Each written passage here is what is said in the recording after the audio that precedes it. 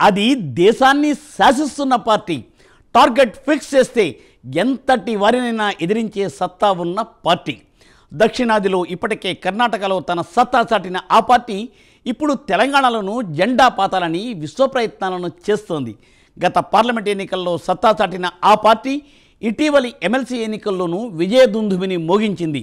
ఇదే ఊపులో రాబోయే స్థానిక ఎన్నికల్లోనూ తానేంటో నిరూపించుకోవాలని తాపత్రయపడుతోంది. అటు క్షేత్రస్థాయిలోనూ ఆ పార్టీకి మంచి అనుకూల వాతావరణమే కనిపిస్తోంది. అయితే తెలంగాణలోని ఆ పార్టీ నేతల్లో వర్గపోరు ఇప్పుడు ఆకాశాన్ని అంటుతోందట. సీనియర్ నేతల మధ్య విభేదాల కారణంగానే నేటికి ఆ పార్టీ ఒక్క తాటి మీదకి రాలేకపోతుందనే అభిప్రాయం సర్వత్రా వినిపిస్తోంది. వచ్చే అసెంబ్లీ ఎన్నికల్లో విజయఢంకా మోగిస్తామని ఆ పార్టీ నేతలు పదే పదే చెబుతున్నప్పటికీ లోలోపల పెరిగిపోతున్న వర్గపోరు తమ కొంపను ముంచుతుందేమోననే భయం ఆ పార్టీ శ్రేణులను ఇప్పుడు కలవరపరుస్తోంది. ఇంతకు ఆ పార్టీ ఏది, అందులో జరుగుతున్న కోల్డ్ వార్ గురించి చూద్దామా?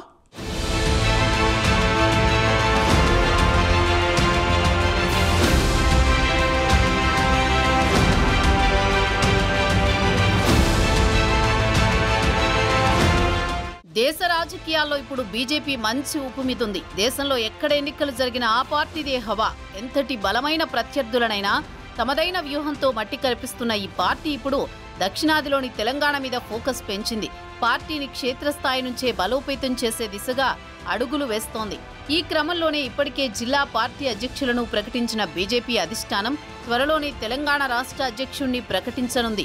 గత పార్లమెంట్ ఎన్నికల్లో సత్తా చాటిన బీజేపీ ఇటీవల ఎమ్మెల్సీ ఎన్నికల్లోనూ 2 సీట్లు గెలిచి పైచేయి సాధించిన పార్టీలోని వర్గపోరుతో కమలం పార్టీ కార్యకర్తలు తలపట్టుకుంటున్నారు.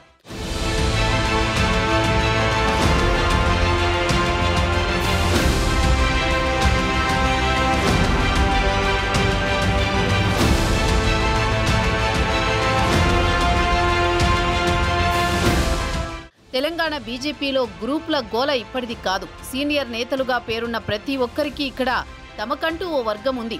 ఎవరూ కీలక పదవుల్లో ఉంటే వారి అనుయాయులకు పదవులు ఇచ్చుకుంటున్నారనే మాట ఉంది. రాష్ట్ర అధ్యక్షుడు కిషన్ రెడ్డి, బండి సంజయ్, ఈటెల రాజేందర్, మురళీధర్ రావు, లక్ష్మణ్ వంటి నేతలు తమకంటూ వర్గాలను ఏర్పరచుకుని రాజకీయం చేస్తున్నారనే వాదన వినిపిస్తోంది. వీరుగాక తరువాతి రోజుల్లో బీజేపీలో చేరి నేతలుగా ఎదిగిన డీకే అరుణ, కొండా విశ్వేశ్వరరెడ్డి, గరికపాటి మోహన్ రావు లాంటి నేతలు తమదైన శైలిలో సాగిపోతున్నారు. ఇటీవల జిల్లా పార్టీ అధ్యక్ష పదవుల నియామకంలోనూ పార్టీలో నేతల మధ్య సాగుతున్న వర్గపోరు బయటపడింది. ఈ కారణంగానే దశల వారీగా జిల్లా అధ్యక్షుల ప్రకటన చేశారనే వాదన ఉంది.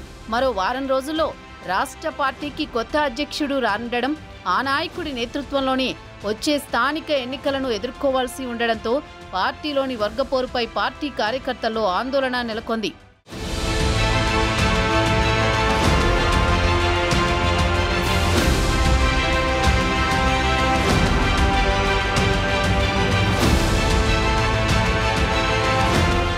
మరోవైపు ఇటీవల టీచర్ గ్రాడ్యుయేట్ ఎమ్మెల్సీ ఎన్నికల విజయంపైన తెలంగాణ బీజేపీలో క్రెడిట్ వార్ జరుగుతున్నట్టు తెలుస్తోంది. మొత్తం 3 స్థానాలకు గాను 2 బీజేపీ ఘన విజయం సాధించడంతో ఆ పార్టీ క్యాడర్లో ఉత్సాహాన్ని నింపింది. కేంద్ర హోంశాఖ సహాయ మంత్రి బండి సంజయ్ శనివారం ఈ సందర్భంగా విజయోత్సవ ర్యాలీ నిర్వహించాలని భావించారు. దాదాపు 50,000 మందితో సభను నిర్వహించాలని ప్లాన్ కూడా చేసుకున్నారు. ముఖ్య అతిథిగా స్టేట్ చీఫ్ కిషన్ రెడ్డిని ఆహ్వానించారు. కానీ ర్యాలీ నిర్వహిస్తామని ప్రకటించిన గంటల వ్యవధిలోని దానిని రద్దు చేస్తున్నట్లు ప్రకటించారు. అయితే పార్టీలోని కొందరు కీలక నేతల తీరుతోనే ఈ నిర్ణయం తీసుకోవాల్సి వచ్చిందనే మాట వినిపిస్తోంది. కొందరు నేతలు ఈ ఎన్నికల్లో గెలుపు తాలూకా క్రెడిట్ను కేంద్ర మంత్రులుగా ఉన్న నేతలకు ఇచ్చేందుకు సిద్ధపడకపోవడం వల్లనే ర్యాలీ రద్దయిందని కార్యకర్తలు వాపోతున్నారు.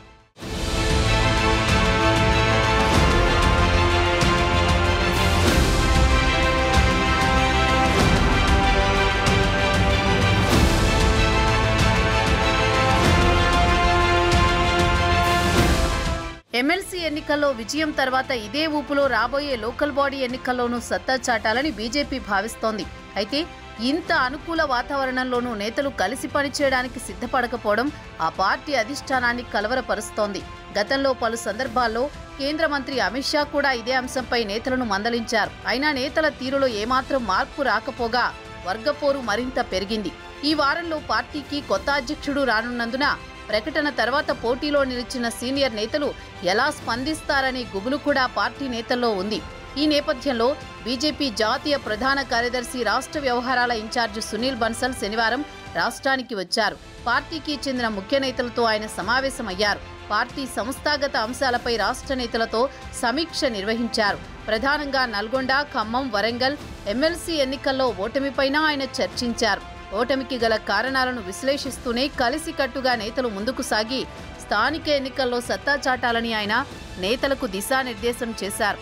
అయితే పైకి పార్టీ సంస్థాగత వ్యవహారాలపై సమీక్ష అని చెప్పినా వాస్తవానికి అసంతృప్త నేతలను బుజ్జగించడంలో పాటు పార్టీ రాష్ట్ర నూతన అధ్యక్షుడి విషయంలోనూ వారిని మానసికంగా సిద్ధం చేస్తున్నట్టు సమాచారం.